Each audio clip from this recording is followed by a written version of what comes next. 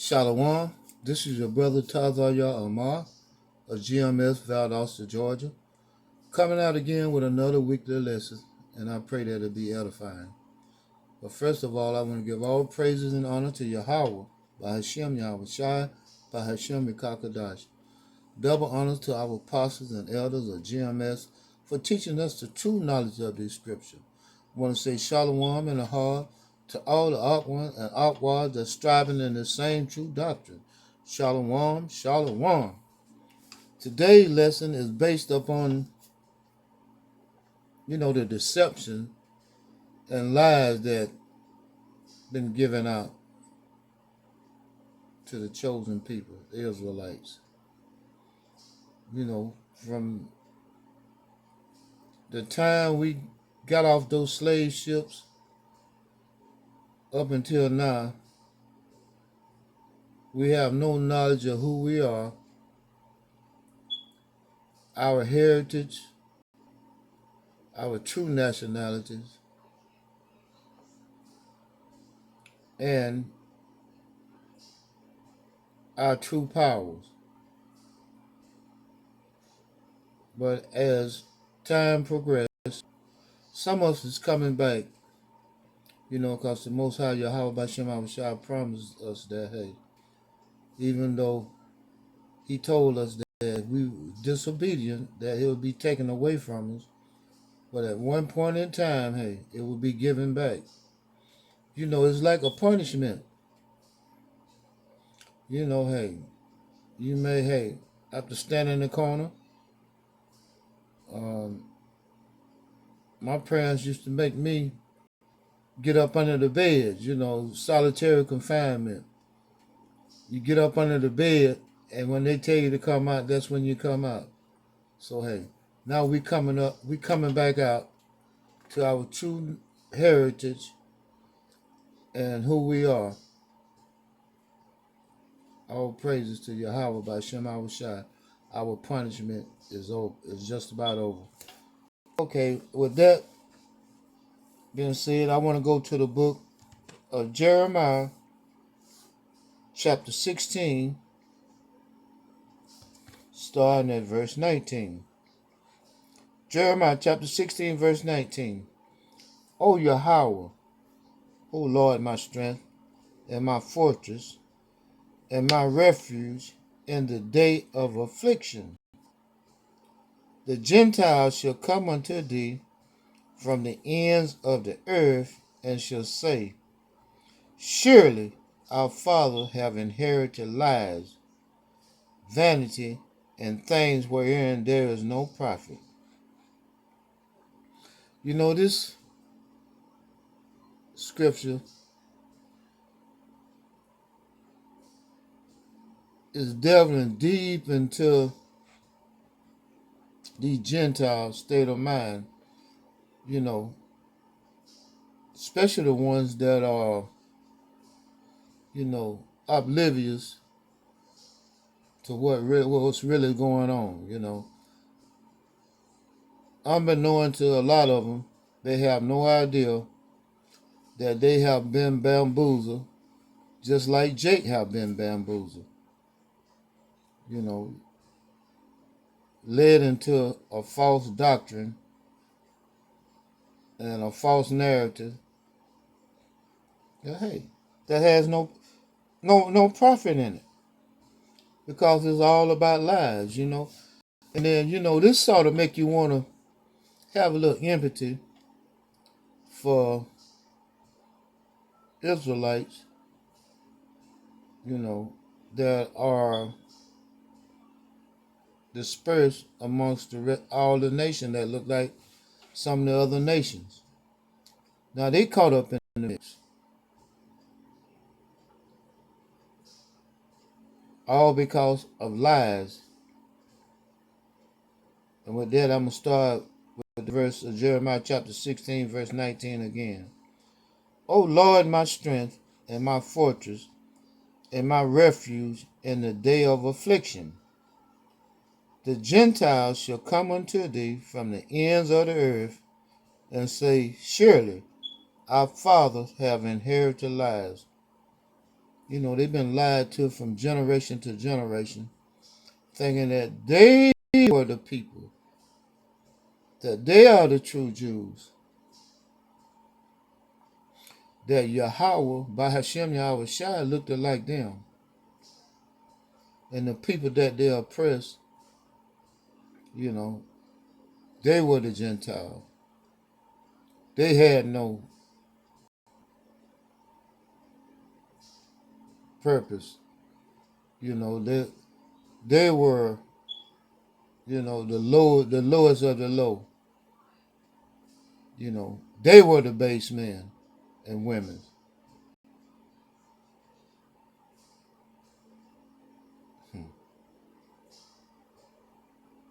Vanity and things wherein there is no profit.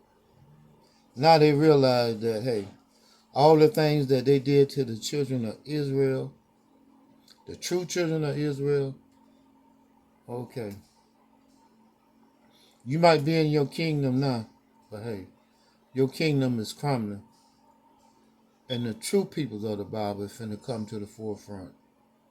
They finna be in rulership. And that cup that they had to drink from, you're going to have to drink it double. And with that, I'm going to move to the book of Sirach.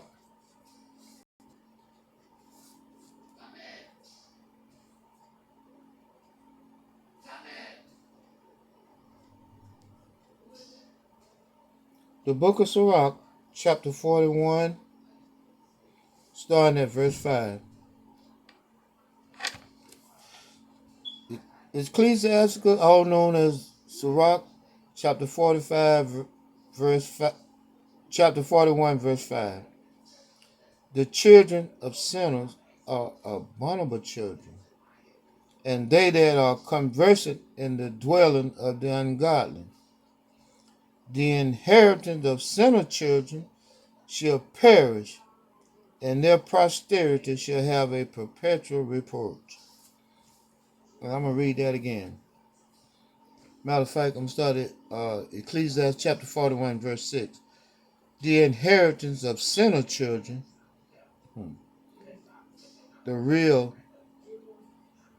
ungodly children, shall perish, and their posterity shall have a perpetual reproach. Hey, all the people that had us up under their subjection, that, hey, that we were booty for, that had their foot on our neck, they going down. And they going down with a mighty way. And the perpetual hatred that they have for us going to be returned unto them. Ecclesiasticus chapter 41, verse 7. The children will complain of an ungodly father. You know, you got Edomites now that want to say that, you know, it wasn't me. I didn't have anything to do with it. My family, we migrated here from different European countries. We didn't own slaves, which is a lie.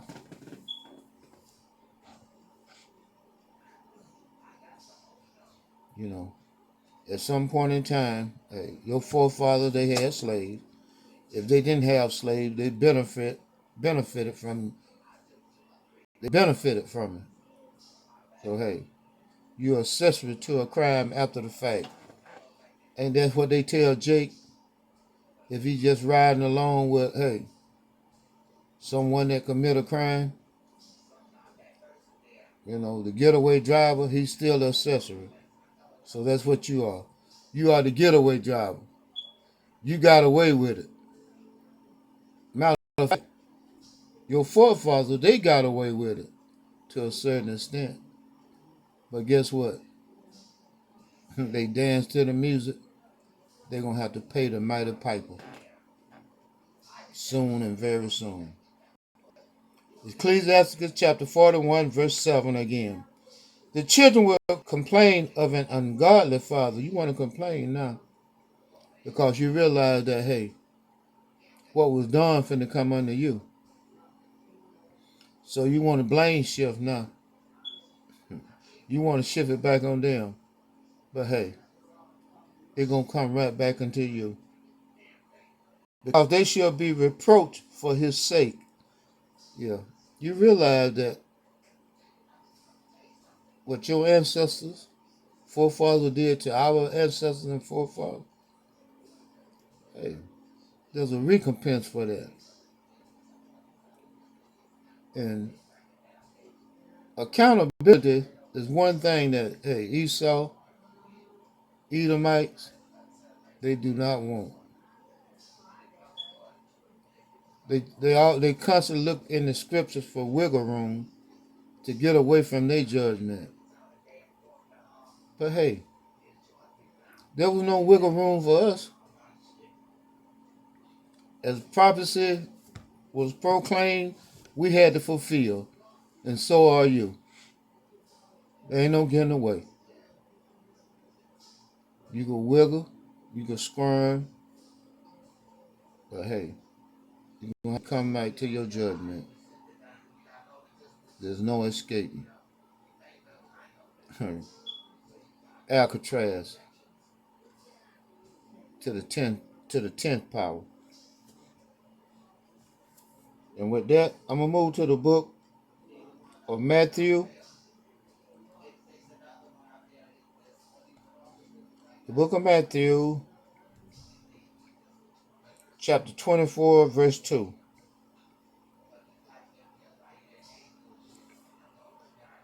And Yahweh said unto them, see ye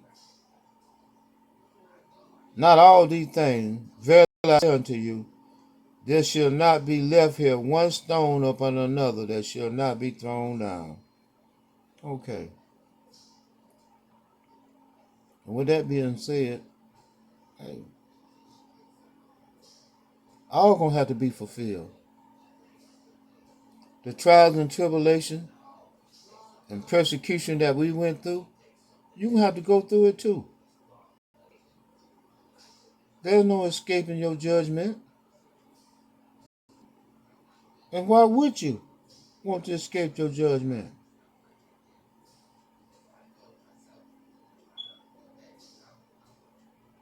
You haven't repented. When asked any of you average Edomites, how do you feel about what your ancestors did, our ancestors? The first thing you say, I didn't have anything to do with it.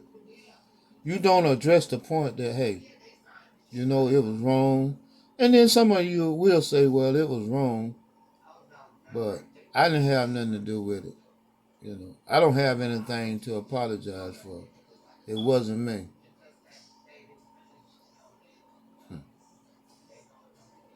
That's that prideful and boastful attitude that you got.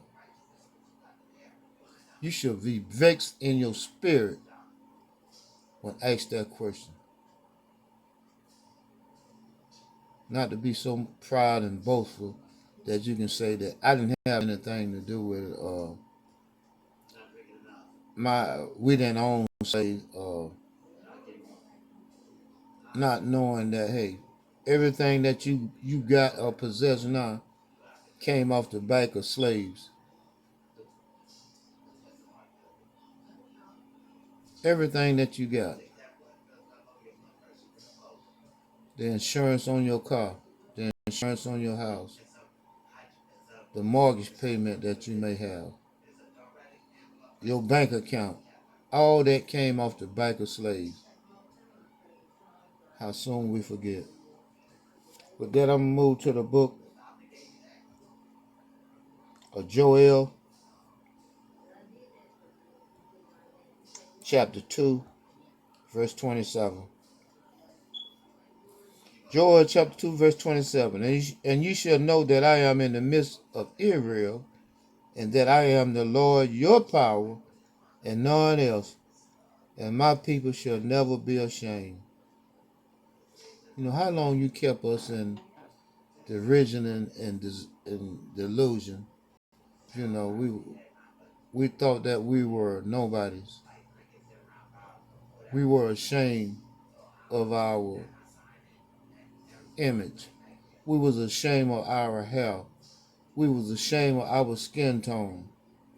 We were ashamed of our nose, our lips,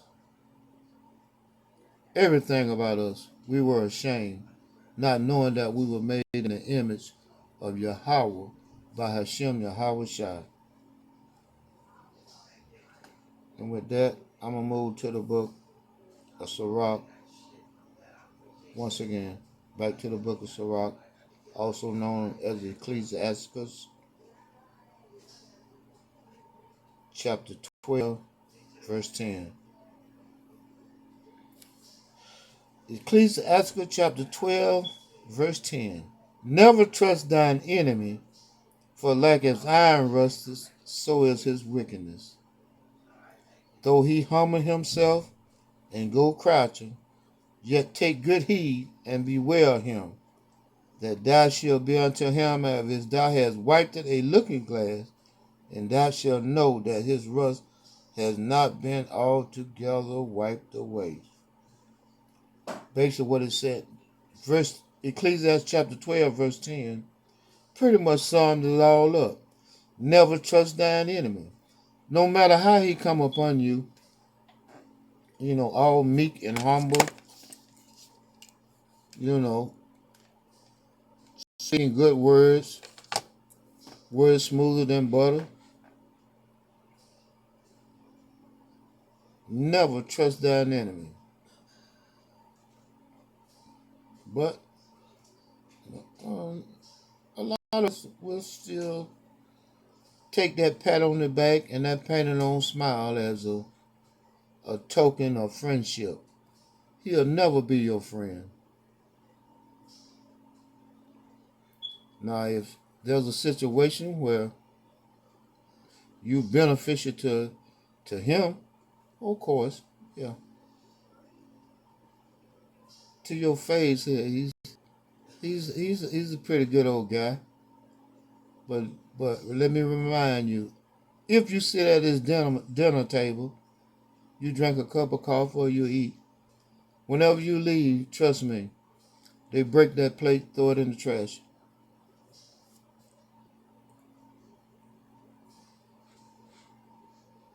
And with that, I'm going to move to the book of Job,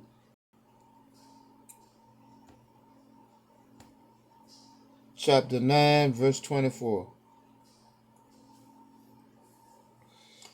Job chapter 9, verse 24. The earth is given into the hand of the wicked. He covers the faces of the judges thereof. If not, where and who is he? Now take heed to that. What was the purpose of them doing that? And then you got a percentage of our people say, well, what if they did change the image of Yahweh Shai? Color don't matter. How ignorant of her for you to say something like that. If color didn't matter, why in the hell were you the one getting lynched on a regular basis? Why in the hell is there a term called pickaninny, and picnic, which go back to the term where they would come and pick a nigger on Sunday after Sunday service, after serving SIBO, and then their form of entertainment was to watch you hang from a damn tree while they eating collard green, potato salad, fried chicken that your grandma done fixed in their damn kitchen. Unbeknown to her grandson is out there hanging on a damn tree as Sunday matinee.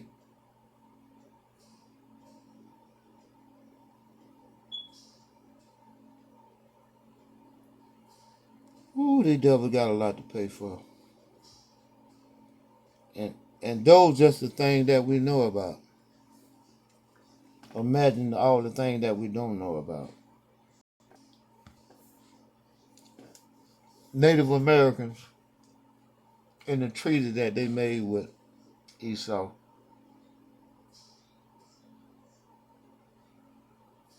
And then we can go back further than that. The one that Esau made with Jacob. You know, he sold his birthright for a bowl of red meat. He made a deal. Just like he made a deal with the Native Americans. This devil continues to make deals with you. As the scripture says, words smoother than butter, but war is in his heart. He continues to make deals, give you that pat on the back, hey, seal it with a handshake, while the other hand got a dagger in it.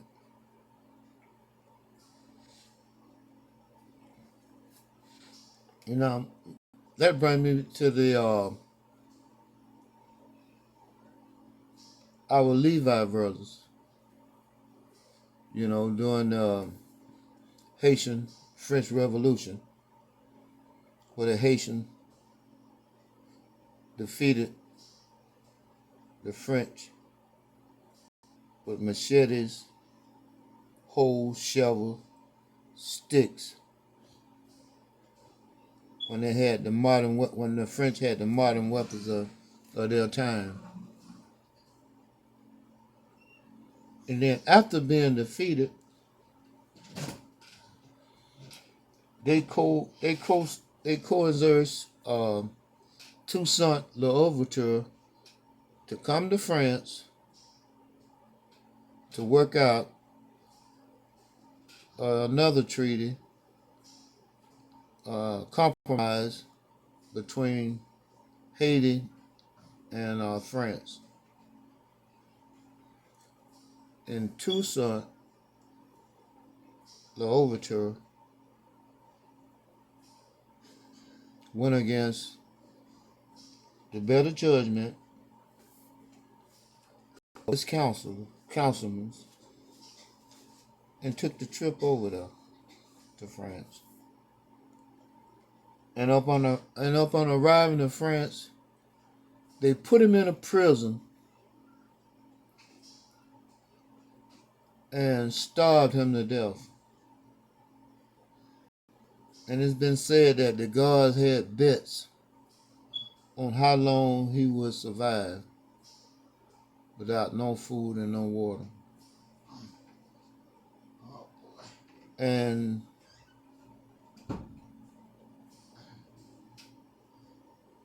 he outlasted beyond every measure that they had meted out to him for surviving.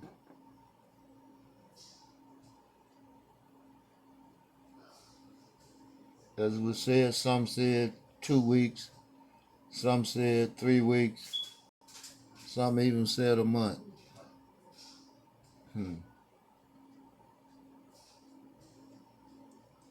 He beat all odds, but yet and still, he trusted in the devil. And with that being said, I'm going to close out. Never trust thine enemy, for as iron rusted, so is his wickedness. All praises to Yahweh, by Hashem Yahushai, by Hashem Rekakadash. Double honors to our apostles and elders of GMS for teaching us the true knowledge of these scriptures. Shalom and a heart to all the sisters and brothers that striving in the same true doctrine. Shalom, Kram Yasharala, endure to the end.